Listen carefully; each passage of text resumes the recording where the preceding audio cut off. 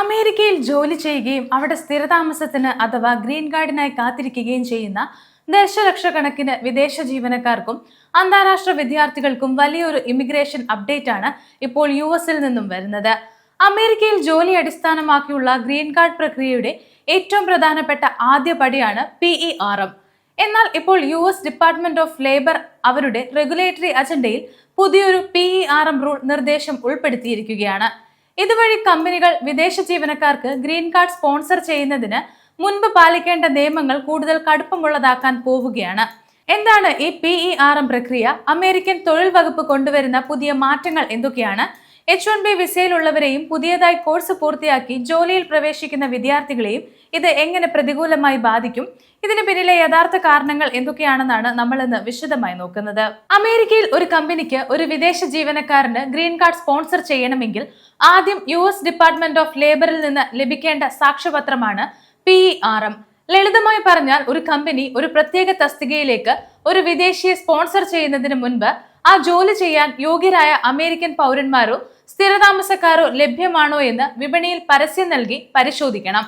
American ജീവനക്കാരുടെ തൊഴിലവസരങ്ങളോ ശമ്പള നിരക്കോ വിദേശ ജീവനക്കാരുടെ വരവ് കാരണം കുറയുന്നില്ലെന്ന് ഉറപ്പുവരുത്തുകയാണ് PERM പ്രക്രിയയുടെ പ്രധാന ലക്ഷ്യം. മാസ്റ്റേഴ്സിനോ ബാച്ചിലേഴ്സിനോ ശേഷം F1 വിസയിൽ നിന്ന് H1B വിസയിലേക്ക് മാറുകയും തുടർന്ന് ഗ്രീൻ കാർഡിലേക്ക് കടക്കാൻ ആഗ്രഹിക്കുകയും ചെയ്യുന്ന IT പ്രൊഫഷണലുകൾക്കും മറ്റു വിദഗ്ധ തൊഴിലാളികൾക്കും ഈ ആദ്യ പടി കടക്കാതെ മുന്നോട്ടു പോകാൻ സാധിക്കില്ല. നിലവിൽ അമേരിക്കൻ ഇമിഗ്രേഷനിൽ ഏറ്റവും കൂടുതൽ സമയമെടുക്കുന്ന ഒന്നാണ് ഈ PERM ആപ്ലിക്കേഷനുകളുടെ പരിശോധന.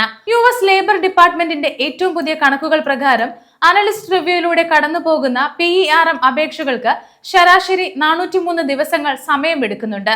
ഇനി ഓഡിറ്റ് റിവ്യൂയിലേക്ക് കടന്നു പോകുകയാണെങ്കിൽ വീണ്ടും ശരാശരി 290 ദിവസങ്ങൾ അധികമായി എടുക്കുന്നു. ഇതിനകം തന്നെ ഇത്രയധികം കാലതാമസം നേരിടുന്ന ഈ ഘട്ടത്തിലാണ് നിയമങ്ങൾ കൂടുതൽ കർശനമാക്കിക്കൊണ്ട് പുതിയ പ്രപ്പോസൽ വരുന്നത്.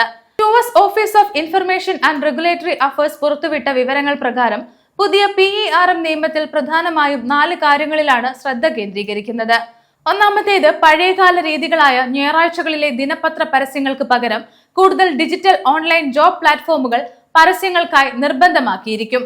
അടുത്തത്, അടുത്ത കാലത്തായി ഏതെങ്കിലും കമ്പനി ജീവനക്കാരെ പിരിച്ചുവിട്ടിട്ടുണ്ടെങ്കിൽ ആ കമ്പനിക്ക് വിദേശ തൊഴിലാളികളെ സ്പോൺസർ ചെയ്യുന്നതിന് മുൻപ് കൂടുതൽ കടുപ്പമേറിയ വിജ്ഞാപനങ്ങളും മാനദണ്ഡങ്ങളും പാലിക്കേണ്ടി വരും. അമേരിക്കൻ ജീവനക്കാരെ ഒഴിവാക്കി വിദേശ ജീവനക്കാരെ മാത്രം മനഃപൂർവ്വം തെരഞ്ഞെടുക്കുന്ന രീതി തടയാൻ കർശന പരിശോധനയും ഉണ്ടാകും. അടുത്തത്, പരസ്യം നൽകിയതിന്റെയും അപേക്ഷകൾ കൈകാര്യം ചെയ്തതിന്റെയും വ്യക്തമായ വിവരങ്ങൾ കമ്പനികൾ സൂക്ഷിക്കേണ്ടി വരും. ലേബർ ഡിപ്പാർട്ട്മെന്റിന്റെ ഭാഗത്തു നിന്ന് ഓഡിറ്റുകളുടെ എണ്ണം വർദ്ധിക്കും. ഈ പുതിയ നീക്കം വിദേശ ജീവനക്കാർക്കും കമ്പനികൾക്കും ഒരുപോലെ വെല്ലുവിളിയാകും. കമ്പനികൾക്ക് കൂടുതൽ പേപ്പർ വർക്കുകളും ലീഗൽ ചെക്കുകളും നിയമപരമായ ബാധ്യതകളും നേരിടേണ്ടി വരും. ഇത് കാരണം പല ചെറിയ കമ്പനികളും വിദേശ ജീവനക്കാർക്ക് ഗ്രീൻ കാർഡ് സ്പോൺസർ ചെയ്യാൻ മടിച്ചേക്കാം. വിദേശ ജീവനക്കാരെ സംബന്ധിച്ചിടത്തോളം PERM പ്രോസസ്സിംഗ് സമയം ഇനിയും വർദ്ധിക്കാൻ സാധ്യതയുണ്ട്.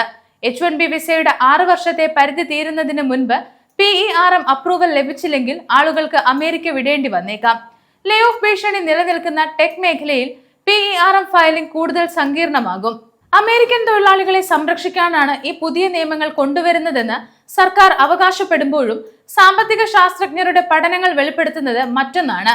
പ്രശസ്ത എക്കണോമിക്സുകൾ നടത്തിയ പഠനമനുസരിച്ച് H1B വിസക്കാർക്കും വിദഗ്ധ വിദേശ ജീവനക്കാർക്കും കൂടുതൽ നിയന്ത്രണങ്ങൾ ഏർപ്പെടുത്തുന്നത് അമേരിക്കൻ തൊഴിലാളികൾക്ക് പുതിയ തൊഴിലവസരങ്ങൾ ഉണ്ടാക്കുന്നില്ല. മറിച്ച് കമ്പ്യൂട്ടർ സയൻസ്, ടെക്നോളജി മേഖലകളിൽ അമേരിക്കൻ പൗരന്മാർക്ക് ഉണ്ടാകേണ്ട ജോലി വളർച്ചയെ അത് മന്ദഗതിയിലാക്കുകയാണ് ചെയ്യുന്നത്. AI, കമ്പ്യൂട്ടർ സയൻസ് ബിരുദ പഠനങ്ങളിൽ 75% മുതൽ 80% വരെ വിദേശികളാണ് അമേരിക്കയിലുള്ളത്. അതിനാൽ ഇത്തരം കടുത്ത നിയന്ത്രണങ്ങൾ US ടെക് മേഖലയുടെ മത്സരക്ഷമതയെ ബാധിച്ചേക്കാം. അമേരിക്കൻ ഇമിഗ്രേഷൻ പ്രക്രിയയിൽ ഗ്രീൻ കാർഡ് എന്ന സ്വപ്നത്തിലേക്ക് നടന്നെത്താൻ ആഗ്രഹിക്കുന്നവർക്ക് കൂടുതൽ പ്രതിബന്ധതകൾ സൃഷ്ടിക്കുന്ന ഒന്നാണ് പുതിയ PERM റൂൾ പ്രപ്പോസൽ. നിലവിൽ ഇതൊരു നിർദ്ദേശം മാത്രമാണ്. ഇത് ഔദ്യോഗികമായി പബ്ലിഷ് ചെയ്ത് പൊതുജനങ്ങളുടെയും കമ്പനികളുടെയും അഭിപ്രായങ്ങൾ സ്വീകരിച്ച ശേഷമേ അന്തിമ നിയമമാകൂ. എങ്കിലും അമേരിക്കൻ ഗ്രീൻ കാർഡിനായി തയ്യാറെടുക്കുന്ന ഓരോരുത്തരും ഈ വിവരങ്ങൾ മുൻകൂട്ടി അറിഞ്ഞിരിക്കേണ്ടുന്നത് അത്യാവശ്യമാണ്. ഇമിഗ്രേഷനുമായി ബന്ധപ്പെട്ട പുതിയ വാർത്തകൾ തത്സമയം അറിയാൻ ഗ്ലോബൽ സമയം സബ്സ്ക്രൈബ് ചെയ്യുക. ഒപ്പം നിങ്ങളുടെ അഭിപ്രായങ്ങൾ താഴെ കമന്റ് ചെയ്യുക.